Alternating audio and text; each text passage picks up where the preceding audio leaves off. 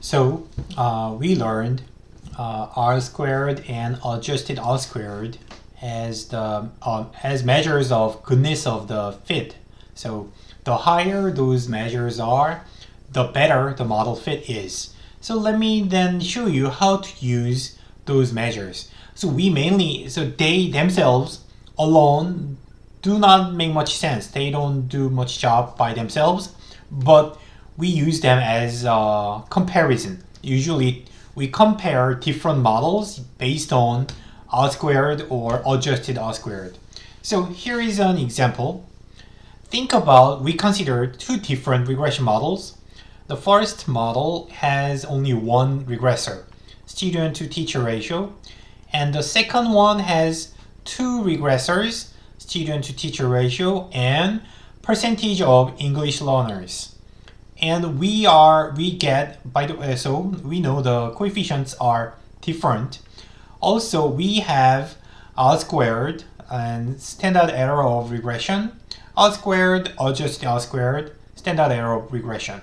So we don't have adjusted R squared for a single regressor case because there is no adjustment. So when there is only one regressor, there is nothing to adjust. So it will be the same.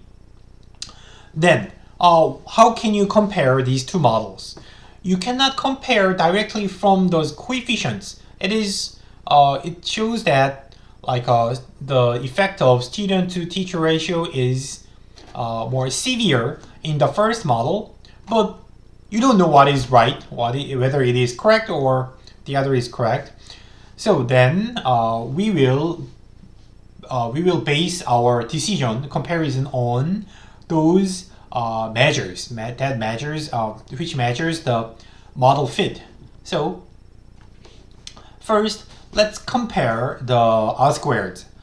The R squared, as you can see in the first model, surprisingly, the R squared is only 5%, and after including another variable, it increased to 42%, which is amazing. So the additional variable played an important role in predicting the test score. So you can say that, so it's too obvious. The R squared comparison is too obvious that when you compare the original R squared, the second model is much better than the first one. Then without looking at the adjusted R squared, you may think that the improvement could be solely because of the additional variable. Including another variable just increases R squared for no reason. So even if the model fit is not good, just additional variable helps increase R squared. But what if you look at the adjusted R squared and compare the adjusted R squared with this original R squared? Actually, you can now you are comparing these two, but you have to think that this also equals to the adjusted R squared for a single regressor case. Just it is not reported because they are the same. So if you compare two adjusted R squared, which is 5% versus 42.4%, then it is also obvious. The second model is definitely much better. So you can conclude that comparison based on the adjusted R squared is better than directly comparing those two original R squareds. But however, in this special case, the difference between original R squared and adjusted R squared is pretty small. So the difference is small, so it doesn't matter. But in some cases, it may matter. So when the additional variable does not help predicting the outcome, then adjusted R squared may drop. So that's the purpose of this adjustment. Okay, and now you may use the standard error of regression. So what you can see here is the standard error decreased from 18.6 to 14.5, which is also a very significant, substantial decrease. And how can we interpret that? So without this percentage of English learners variable in the regression, this variable was just included, absorbed into the error term. So error term has to take care of all the omitted variables. So this was a part of the error term, and also some of this effect is captured by this underestimation. So the sum of the omitted variable reflects is included in the error term, makes the standard deviation greater. So the standard deviation of the error term decreased by about 4, which is because this much has been standalone now in the second model. So that much portion, that much part has been separated from the error term into another independent variable.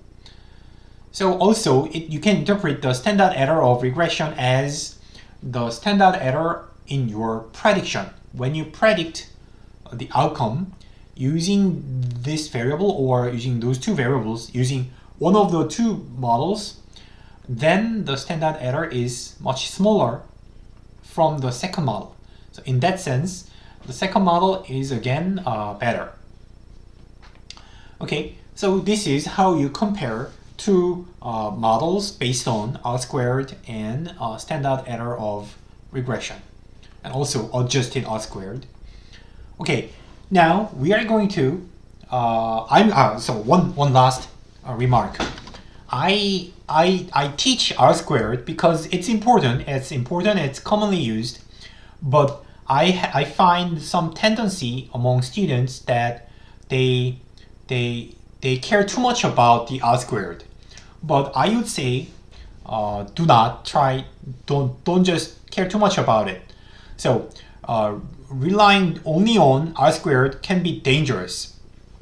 And because what I see from students is that like for example, they learned R-squared. So I observed some good students, they worked harder. They learned R-squared, so they would like to use R-squared in their work. So they try to maximize R-squared. They try to build a model which has the maximum possible R-squared. So then it becomes a model something like this. If you think about this example, you regress real GDP growth rate on nominal GDP growth rate and inflation rate. So this is actually a definition. You can define. Usually we define real GDP growth rate as the difference between nominal growth rate minus inflation rate. So if you regress this on the other two, then your R-squared will be 99%. That is so you are using the definition and bring the definition into a regression model. So you don't need to. We know it's already defined by these two. So there is no point of doing this regression model. There is nothing you can additionally learn. There is no value added. And it is just trivial regression. And also, many students worried about their low R-squared. But as you see, 5%, I think 5% is not bad.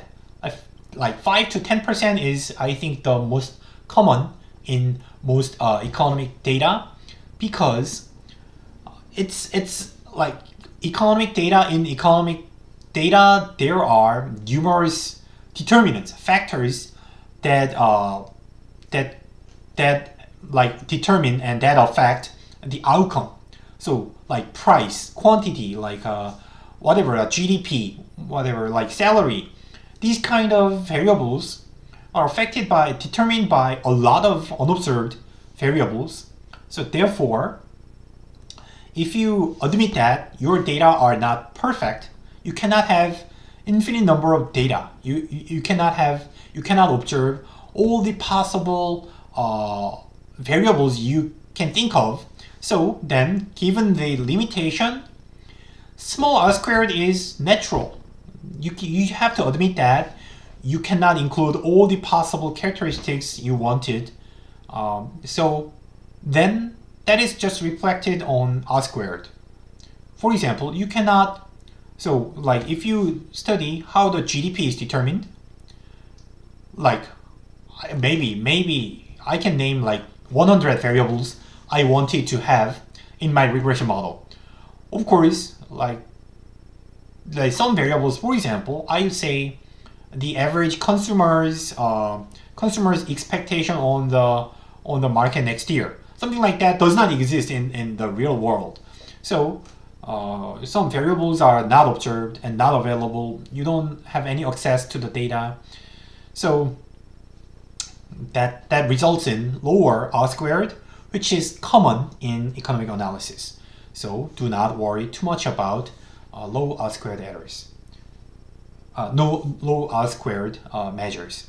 Okay, I'm going to stop here, and in the next video, I will set up the general notation and we will discuss the required assumptions for the least squares method.